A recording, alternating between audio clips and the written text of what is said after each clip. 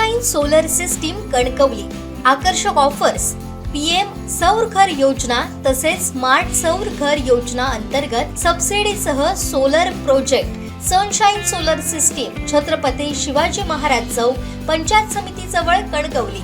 आजच संपर्क साधा आणि वीज बिलांची चिंता कायमची दूर करा। कुडाळ येथील अग्रगण्य डॉक्टर बाळासाहेब सावंत नागरी सहकारी पतसंस्थेचं प्रधान कार्यालय आता माने क्रिएशन या नूतन इमारतीत स्थलांतरित करण्यात आलंय।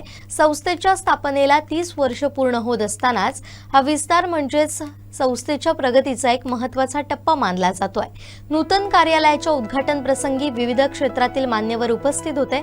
यामध्ये प्रसाद रेगे, डॉक्टर बाणवलीकर, डॉक्टर देवधर, जिल्हा बँकेचे जनरल मॅनेजर प्रमोद गावडे आणि आरटी मरगज यांचा प्रामुख्याने समावेश होता। या मान्यवरांनी संस्थेच्या कार्याचा गौरव करत पुढील वाटचालीस शुभेच्छा दिल्या।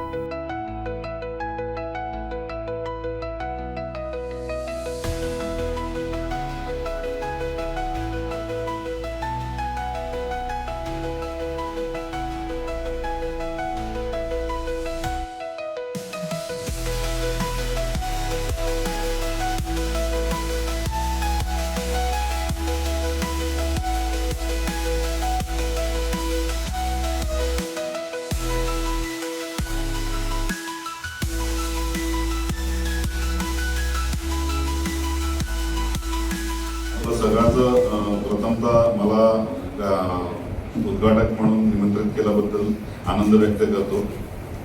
माननीय अध्यक्ष महोदय, आदरणीय पाहुणे, संचालक मंडळ व सभासद बांधवांना डॉक्टर बाबासाहेब सावंत नागरी सहकारी पतसंस्था कार्यालय स्थलांतर सोहळ्यासाठी हार्दिक शुभेच्छा देतो आणि पुढील वाटचालीसाठी शुभेच्छा देऊन माझे 2 शब्द संपवतो। आता झालेले आमचे देवधर सर, डॉक्टर बाणवलीकर सर आणि सर्व उपस्थित बँकेच्या या संस्थेवर विश्वास असणारे ठेवीदार, कर्जदार, आज ही संस्था 30 वर्ष होत आहे।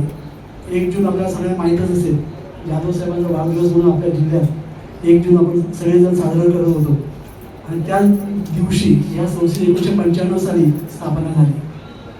जाधव साहेबांच्या वाढदिवसाची आठवण राहिली हा त्यामागचा एक विश्वास त्यावेळी त्यांनी व्यक्त केलेला होता। आणि या संस्थेचं खरी वाढ ही गेल्या 10 वर्षात जोमाने आणि प्रगतिशील झाली। आज आपण बघतो 30 वर्षामध्ये साधारण 20 कोटीच्या ठेवी या संस्थेने गोळा केलेला आहे। बँकेचा कर्जवाढ त्यांच्याकडे मोठा होता, पण तो बँकेचं कर्ज हळूहळू त्यांनी कमी केला। 9 कोटी कर्ज असणारे कर्ज आता त्यांनी 50% पेक्षा कमी बँकेचं कर्ज कमी करून स्वतःच्या स्वनिधी वाढवले, आपले ठेवी वाढवले आणि बँकेवर ते अवलंबून होतं ते प्रमाण फारच कमी केलेलं आहे। ही चांगली गोष्ट आहे। आपल्याला माहीत असेल की नवीन पतसंस्था आता होत नाही, शासन नवीन पतसंस्थांना मान्यता देत नाही आणि ज्या पतसंस्था किंवा बँका आहेत त्याच्यावर आता सहकार खाते किंवा रिझर्व्ह बँकेने मोठे निर्बंध लावलेले आहेत। आता रिझर्व्ह बँक काय म्हणते की बँकेचं हित म्हणजे ग्राहकाचं हित हे मुख्य ध्येय आहे आणि ग्राहकाचं हित जपण्याचं काम बँका पतसंस्थांनी करायचं आहे। त्या दृष्टीने बँकावर किंवा पतसंस्थावर शासनाचं निर्बंध आल्यामुळे आता नवीन पतसंस्था किंवा बँका होणार नाही। ज्या आहेत, ज्या बँका संस्था किंवा पतसंस्था आहेत त्यांनी आपलं काम अत्यंत पारदर्शक केलं पाहिजे आणि ते करण्यासाठी नवीन टेक्नॉलॉजीचा त्यांनी वापर करावा असं शासन म्हणतं। ही संस्था अत्यंत चांगल्या प्रकारे काम करत आहे। वैद्य साहेब आमच्या बँकेत 35 वर्ष काम केलं आणि गेली 10 वर्ष म्हणजे 2014 पासून आपण म्हणतोय की त्यांनी ह्या संस्थेचं काम सुद्धा बँकेप्रमाणे चांगलं करण्याचा प्रयत्न केलेला आहे।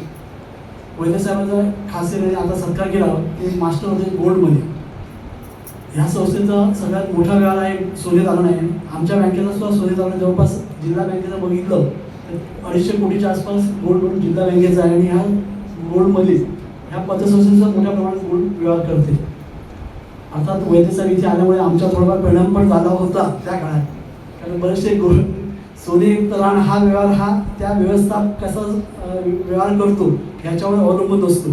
हा सगळ्यात सुरक्षित कर्ज व्यवहार असतो आणि तो बाकीची कर्ज वाटप म्हणजे वैद्य साहेब महत्त्वाचं काय केलं असेल ते तर बाकीची कर्ज जी होती 9 कोटीमध्ये अन्य प्रकारची कर्ज ज्याला वसुलीसाठी खूप प्रयत्न करावे लागत होते ती कमी केली आणि सोने कर्ज व्यवहार हा वाढवला। याच्यात 2 फायदे असते की व्याजाचा गाळा बऱ्यापैकी मिळतो आणि संस्था नफ्यात होण्यात मदत होती।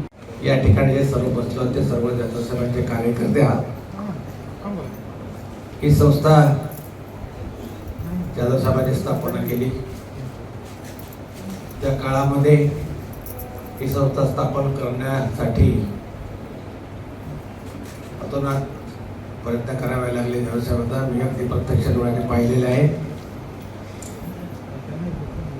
खरं सांगायचं, जाधव साहेबांनी एक दूरदृष्टी होती की आपला सहकार कसा जिल्ह्यामध्ये वाढवावा या दृष्टिकोनातून पतसंस्था एखादी निर्माण करावी. म्हणून त्या काळामध्ये बाळासाहेब सावंत, पी.के. सावंत, त्यांचं नाव आहे परशुराम कृष्णाजी सावंत. या संस्थेला पी.के. सावंत म्हणून नाव दिलेलं आहे, पण परशुराम कृष्णा सावंत म्हणून त्यांचं नाव आहे. महाराष्ट्राचे ते मुख्यमंत्री होते, पण काही दिवसच होते. त्याच्यानंतर काही दिवस ते शेती खातं सुद्धा महाराष्ट्र राज्याचं त्याने सांभाळलं होतं. जाधव साहेबांनी यांच्याकडे आपण कार्यकर्ता आहे म्हणून त्यांच्याकडे काम केलं आहे. या माणसांकडे जाधव साहेब घडले. त्यामध्ये विनोबाजी भावे, अप्पासाहेब पटवर्धन, लोकनायक जयप्रकाश नारायण हे मोठे देशपातळीवरचे कार्यकर्ते यांच्यामध्ये जाधव साहेब खरं याच्यामध्ये घडले. कार्यकर्ता म्हणून कसं काम करावं हे या लोकांमध्ये शिकून जाधव साहेबांनी आपली खरं सांगायचं उन्नती केली. जाधव साहेबांनी जे काम त्यांच्या हाताखाली केलं त्यांना जाधव साहेब फार अगदी वडिलांपणे मानायचे, वडीलच म्हणून सांभाळायचे. म्हणून या माणसाची आठवण म्हणून बाळासाहेब सावंतांचं त्यांनी या संस्थेला नाव दिलं. त्याचबरोबर जिल्हा राज्यसंघ आपले लोकसेवा संघ म्हणून एक संस्था काढली. त्या संस्थेमध्ये 3 हायस्कूल्स काढली. त्या हायस्कूलला त्यांनी अप्पासाहेब पटवर्धन, विनोबाजी भावे आणि लोकनायक जयप्रकाश नारायण यांच्या नावाने शाळा काढल्या. ज्यावेळी वाळूस हायस्कूल या ठिकाणी साक्षीदार प्रभू मॅडम आहेत. हायस्कूलला ही नावं सगळे जाधव साहेबांनी आहेत, सगळी दिली सगळ्या लोकांची, देशपातळीवरच्या लोकांची. पण काही कार्यकर्त्यांनी जाधव साहेब ही सगळी नावं तुम्ही देताय या लोकांची, परंतु तुमचं नाव कुठेच नाही असं लोकांनी त्या ठिकाणी प्रश्न निर्माण केले.